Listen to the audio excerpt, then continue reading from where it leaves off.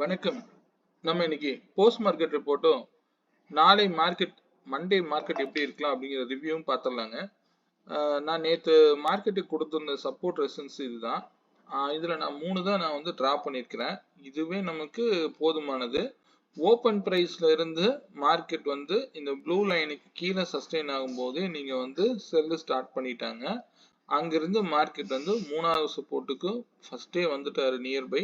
அங்கிருந்து திரும்பவும் மேலே போய் கீழே இறங்கினது தான் மார்க்கெட். டோட்டலாக எவ்வளவோ மார்க்கெட் மேலே போயிருந்தாலும் அவரு மேலே போக விருப்பம் இல்லை அப்படிங்கிறத இதுக்கு நீங்கள் மிட்டு போட்டீங்கன்னா தெரியும். அதெல்லாம் வேண்டாம். நமக்கு வந்து மார்க்கெட் இந்த இடத்துக்கு கீழே க்ளோஸ் வச்சாலே நீங்கள் தாராளமாக வந்து கீழே நல்ல பாயிண்ட் கேப்சர் பண்ணியிருக்கலாம்.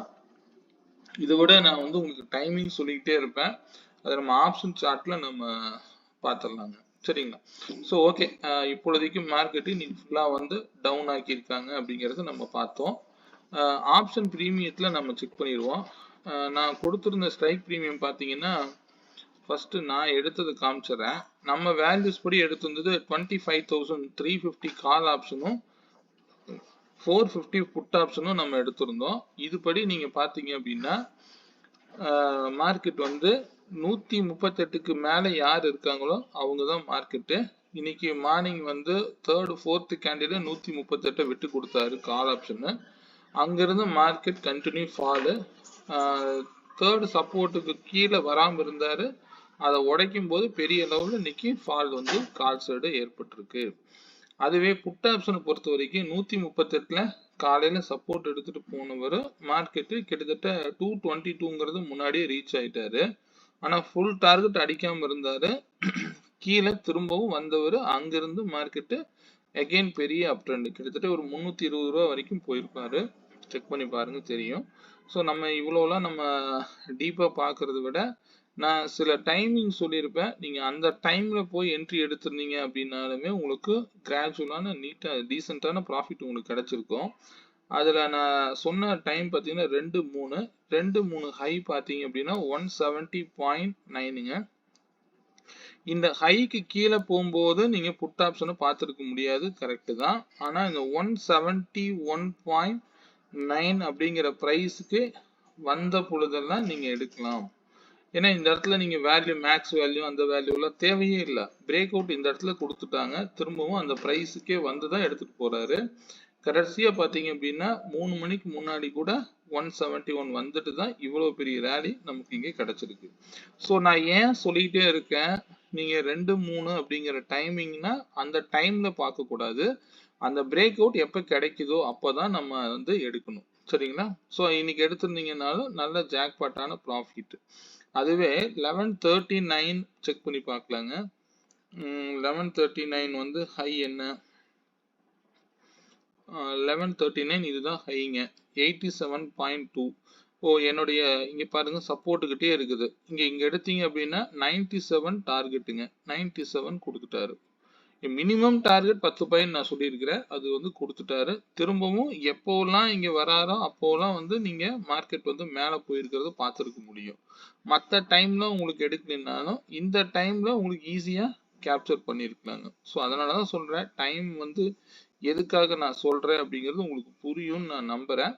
ஏன்னா இதுல நீங்க என்ட்ரி எடுத்தீங்கன்னாலே போதும். 10:27 இன்னைக்கு பெரிய விஷயம் நடக்கல. அதனால நம்ம அதை பத்தி கேர் பண்ண வேண்டிய அவசியம் இல்லை. ஆனா வந்து இந்த மாதிரி டைம் பேஸ்டு நம்ம என்ட்ரி எடுத்து பழகணும். சரிங்களா? இங்க மேக்ஸ் வேல்யூலாம் நமக்கு இங்க தேவையே இல்லை. ஸோ இதனாலதான் நான் சொல்லிட்டே இருக்கிறேன், மார்க்கெட்டை ரொம்ப சிம்பிளா பாருங்க. நான் என்னுடைய கிளாஸ்ல நான் கொடுக்கறதே வந்து ஒன்று மேக்ஸ் வேல்யூவா இருந்தாலும் இன்னொன்று டைம் பர்டிகுலரான டைம். நான் 2 டைம் மட்டும்தான் நான் யூடியூப்ல வந்து ஓப்பனா சொல்றேன். மற்ற எந்த டைம் நான் சொல்றது இல்லை. பட் இந்த ஒரு பர்டிகுலர் டைம் பிரேக் அவுட் எடுத்து பழகுனீங்க அப்படின்னாலும் ஈஸியா மார்க்கெட்ல நீங்க ஸ்கால்பிங் பண்ணியே வந்து டிசிப்ளினா ஒரு 40-50 பாயிண்ட் மினிமம் எடுக்கலாங்க. ஆனா எஸ்எல் ஹிட் ஆகத்தான் செய்யும். 6 பாயிண்ட் எஸ்எல் கொடுக்கறதுக்கு தயாரா வந்து வரணும். அதை மட்டும் கவனத்துல வச்சுக்கோங்க. சரிங்களா? அப்ப பர்டிகுலரான இடத்துல நீங்க என்ட்ரி எடுத்து அந்த 6 பாயிண்ட் லாஸ் ஆகிறது நம்ம யோசிக்க கூடாது. அடுத்த என்ட்ரியில உங்களுக்கு அது ப்ராஃபிட்டபிளா பண்ணி கொடுத்துரும் மார்க்கெட்டை. ஸோ அந்த அளவுக்கு நீங்க உடனே எடுக்கிறதுக்கு சரியா இருக்கணும். சரிங்களா? இதெல்லாம் வேல்யூ படி போனது. ஏன் இந்த பிரைஸ் வந்தா மார்க்கெட் இவ்வளவு பெரிய புல் பேக் நடக்குது, இதெல்லாம் நான் இதனாலதான் நான் சொல்றேன், இந்த பிரைஸ் எல்லாம் என்ன அப்படிங்கறத தெரிஞ்சு நீங்க ட்ரேட் பண்ணணும்னு சொல்ல வரேன். சரிங்களா? ஓகே, ஸ்டே ஆன் வேல்யூஸ்ங்க. நம்ம இன்னைக்கு பார்த்ததுல அடுத்த ஒரு விஷயம் என்ன அப்படின்னு பாத்தீங்கன்னா, நான் நேத்து கொடுத்த ஸ்ட்ரைக் பார்த்துடலாங்க. 25,500 கால் ஆப்ஷன் வந்து இங்க பர்டிகுலரா அந்த பிரைஸே கொடுத்துருந்தேன் இல்லையா? அவர் எங்கேயோ இருக்காருங்க, சாரி. அதுக்கு கீழே தான் ஓப்பன் ஆனாரு. 128க்கு கீழே இருந்தா மார்க்கெட் வந்து டவுன் சைட்ல இருக்குன்னு சொல்லியிருப்பேன். பர்டிகுலரா இந்த பர்பிள் லைனை கட் பண்ணிட்டாருன்னா கால் ரொம்ப வீக் ஆயிட்டாருன்னு அர்த்தம். சரிங்களா? அது 36 ரூபாய்க்கு கீழே போகும்போது ஆட்டோமேட்டிக்கா இன்னும் செயல்ல இருந்து அவர் கீழே போயிட்டாருங்க. இதுவே பாத்தீங்கன்னா புட் ஆப்ஷன் நேற்று ஹைக்கு மேல ஃபோர்த் கேண்டில்லே உள்ள வந்துட்டாங்க. அப்ப ஹைக்கு மேல இருந்தா இவர் தான் மார்க்கெட்ல நிறைய டார்கெட் அடிப்பாருன்னு தெரியும். ஓப்பனே நம்ம பிரைஸுக்கு மேலதான் ஓப்பன் ஆனாரு. இது நல்ல டார்கெட்டுங்க. இது நம்மளால உங்களால பிடிச்சிருக்க முடியாது. ரொம்ப ஐடிஎம் டீப் ஐடிஎம்மா இருந்திருப்பாரு. அதனால இதை நம்ம எடுத்திருக்க வாய்ப்பு கிடையாது. ஆனா இது எல்லாத்தையும் நம்ம சிஸ்டம்லயே கொண்டு வந்துடலாம். எந்த ஒரு என்ட்ரி லெவலா இருந்தாலும் நீங்க இங்க பாத்தீங்கன்னாலே ஈஸியா வந்து என்ட்ரி உங்களுக்கு எடுத்து கொடுத்துரும். இப்போ ட்ரெண்ட் டிசைடர்ல உங்களுக்கு பிரைஸ் வந்து பிளாட் பண்ணிடும். சப்போர்ட் கிட்ட வரும் பொழுதெல்லாம் நீங்க வந்து என்ட்ரு ஆகிட்டே இருக்கலாம். இந்த இடத்துக்கிட்ட போகும்போது மட்டும் நீங்க கவனமா இருக்கணும். அந்த இடம் வரும்போது உங்களுக்கு பிரைஸ் பிளாட் ஆனாலும் நீங்க என்ட்ரி எடுக்க கூடாதுன்னு தான் நான் சொல்லுவேன். இதுல இந்த என்ட்ரிஸ் குறைவா காமிக்குதுன்னா இப்போ இந்த ஒரு பர்டிகுலர் டைம் பிரேக் அவுட்ல இது வந்து ஈஸியா உங்களுக்கு எடுத்து கொடுத்துரும். ஸோ இந்த இடம் இறங்குற இடத்துல நீங்க ஏற வேண்டாம். பட் ஆனா வந்து பாத்தீங்கன்னா இந்த பிரைஸ் கிட்ட நீங்க தாராளமா போகலாம். நீங்க இங்கேயே எடுத்துட்டு போலாம். இந்த பிரைஸ் லெவலே 211 உங்களுக்கு ஈஸியான சப்போர்ட் லெவலை கொடுத்துரும். ஆட்டோமேட்டிக்கா நீங்க எடுத்துட்டு போகலாம். சரிங்களா? இதுல விவேப்புக்கு ஆட் பண்ணிருப்பேன். விவேப்புக்கு மேல இருக்கிற வரைக்கும் புட் ஆப்ஷன் தான் ஸ்ட்ராங்கா இருப்பாரு. அதைத்தான் இங்க மீன் பண்ணுது. சரிங்களா?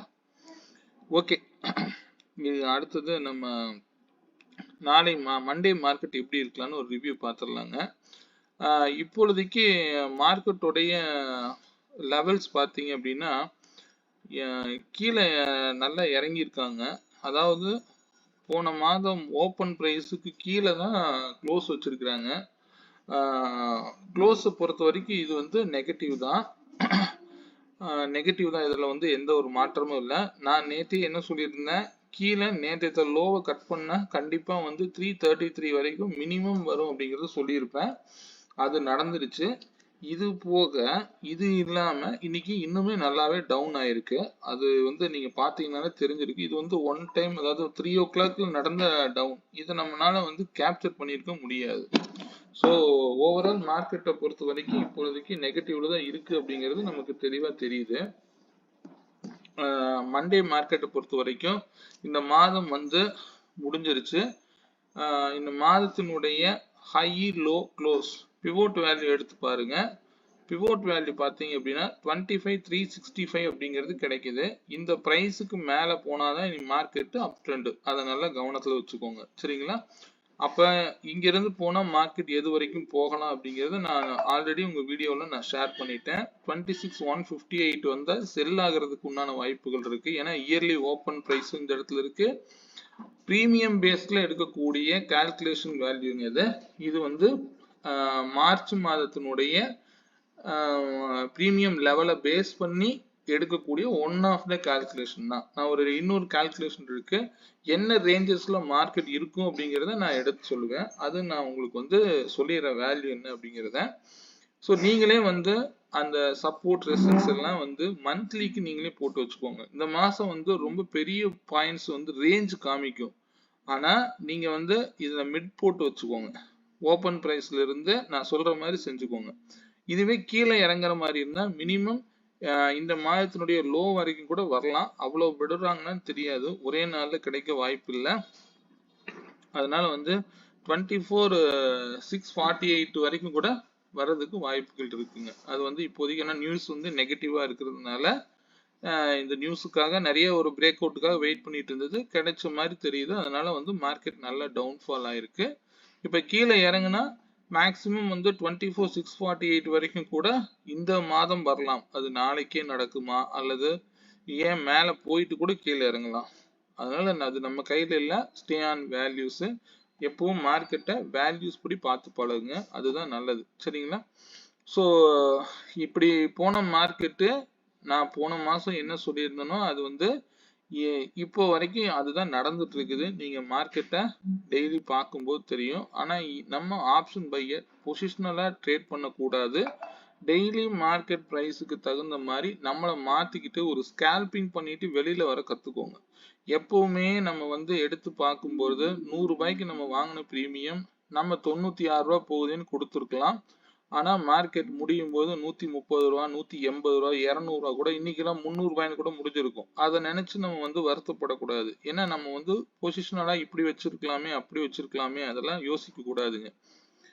ஒன்ஸ் நமக்கு தேவையானது அந்த இடத்துல எவ்வளவு, அதை மட்டும் முடிவு பண்ணுங்க. நம்ம கொடுக்கறதுக்கு எவ்வளவு தயாரா இருக்கணும் அதை முடிவு பண்ணுங்க. அப்ப அது பிரைஸ் உங்களுக்கு தெரியுது அப்படின்னா தாராளமா தைரியமா போய் பண்ணுங்க. அப்ப இந்த இடத்துல நான் ஒரு 6 பாயிண்ட் கொடுத்துட்டு நான் வெளியில வரேன்னு முடிவு பண்ணுங்க. அந்த முக்கியமான பிரைஸ முதல்ல கத்துக்கோங்க, கண்டுபிடிக்க கத்துக்கோங்க. அதுதான் ரொம்ப முக்கியமான விஷயம். புரியுதுங்களா? நான் மோஸ்ட் ப்ராபபிலி எல்லா வேல்யூஸும் உங்களுக்கு கொடுக்குறேன். பட் இருந்தாலும் நீங்களே எல்லாத்தையும் எடுத்து ரெடி பண்ண கத்துக்கோங்க. சரிங்களா? ஏன்னா மார்க்கெட்ல யாரையும் டிபெண்ட் பண்ணி மட்டும் ட்ரேட் பண்ண கத்துக்காதீங்க. உங்களுக்கு தெரிஞ்ச இதை செய்யுங்க, இல்லையா தெரிஞ்சுக்க ட்ரை பண்ணுங்க. இதை தான் நான் சொல்வேன்.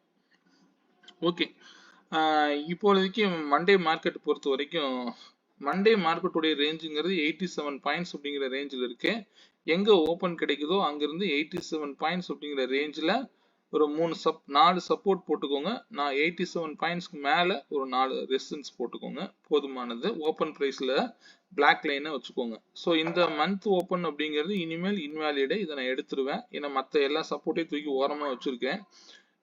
மார்க்கெட் எங்கே ஓப்பன் ஆகுதோ அதற்கு தகுந்த மாதிரி நாம் இந்த மந்த்தை வந்து ஆக்டிவேட் பண்ணிக்கலாம். சரிங்களா?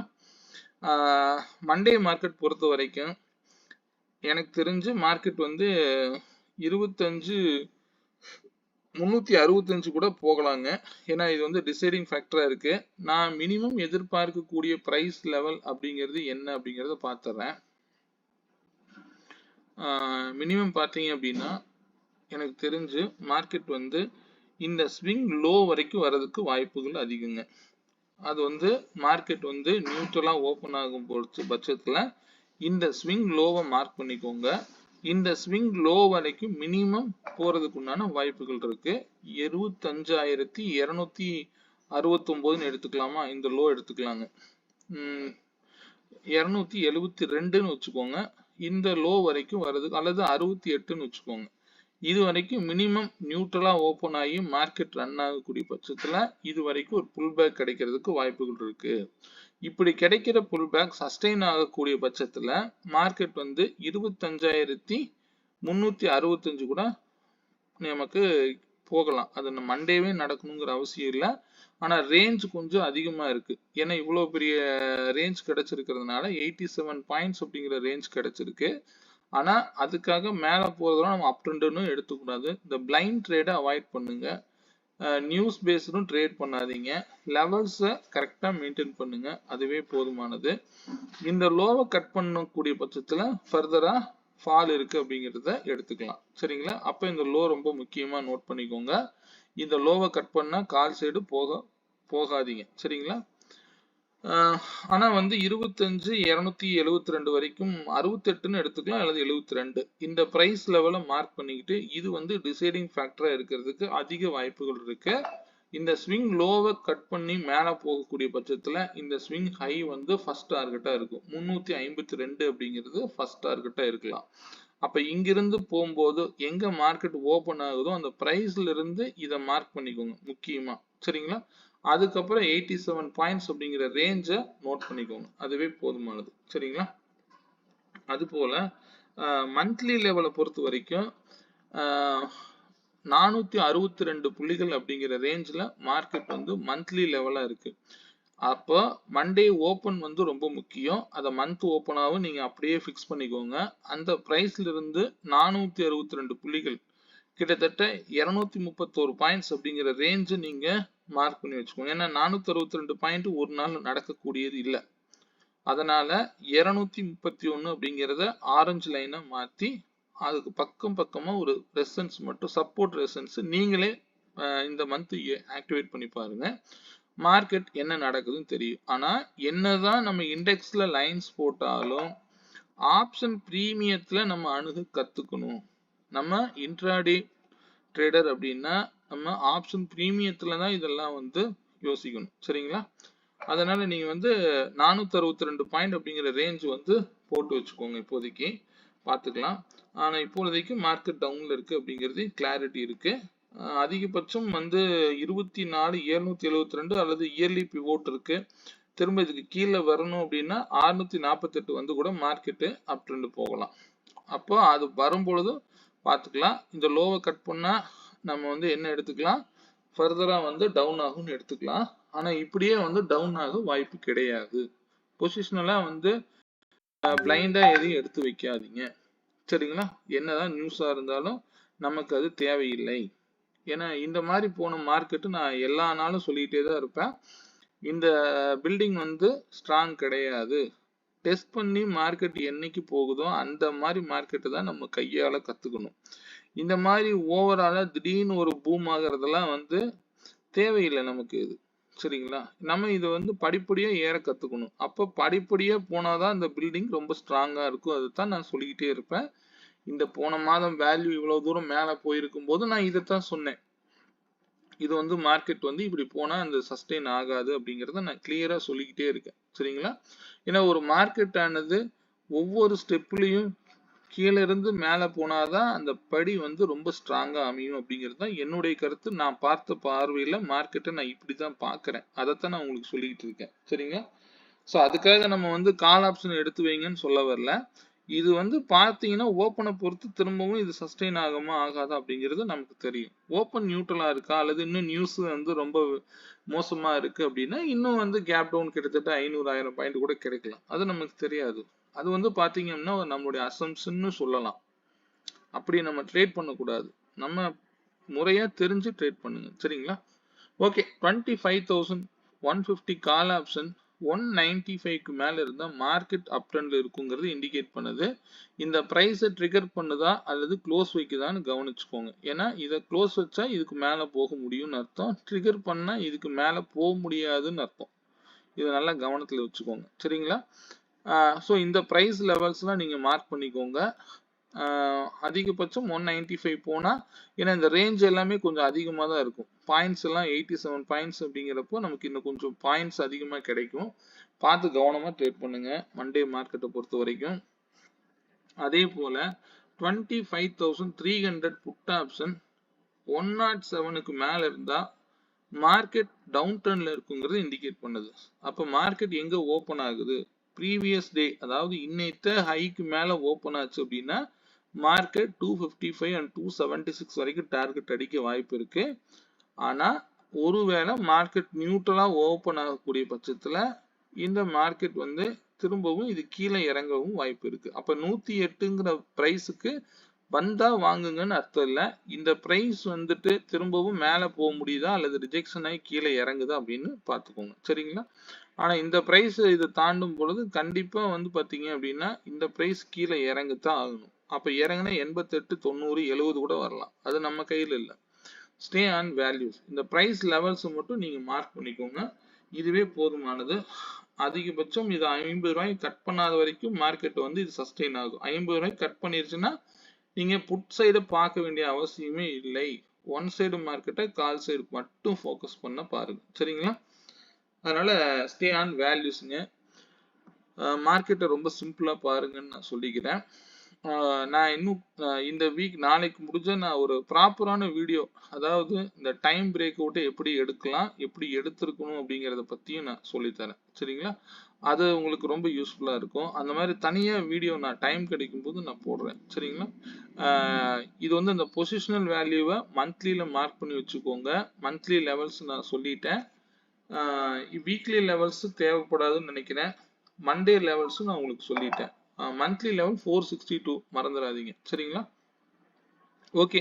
இந்த இதுக்கு இண்டிகேட்டர்ஸ் வந்து நீங்க ரெனியூவல் பண்ற மாதிரி இருந்தா கொஞ்சம் ரெனியூவல் பண்ணிக்கோங்க. அதுல சில அப்டேஷன் கூட நான் நாளைக்கே முடிஞ்சா நான் செஞ்சுட்டு அதையும் நான் வீடியோவை அப்டேட் பண்றேன். சரிங்களா? அது இன்னும் உங்களுக்கு யூஸ்ஃபுல்லா இருக்கும். பயாஸ் எப்படி பார்க்கலாம் அப்படிங்கிறதுக்கு நான் தனியா அதையோடய நான் உங்களுக்கு வந்து ஒரு வீடியோ போடுறேன். அதுக்கப்புறம் அதையும் பார்த்துட்டு நீங்க பை பண்ணிக்கலாம். சரிங்களா? யாராவது நீங்க தேவைப்படுறவங்க நீங்க ஒரு 5 டேஸ் வந்து ட்ரையல் எடுத்து பார்க்கறதுன்னா பார்த்துட்டு சொல்லுங்க. அதுக்கப்புறம் உங்களுக்கு தேவைன்னா நீங்க பண்ணிக்கலாம். சரிங்களா? ஏன்னா இது போன்ற தகவல் ஏதாவது தேவை அப்படின்னா என்னோட கான்டாக்ட் நம்பர் 9842088858ங்கிற நம்பரை கான்டாக்ட் பண்ணுங்க. மீண்டும் ஒரு நல்ல பதிவுடன் நாளை சந்திப்போம். நன்றி, வணக்கம்.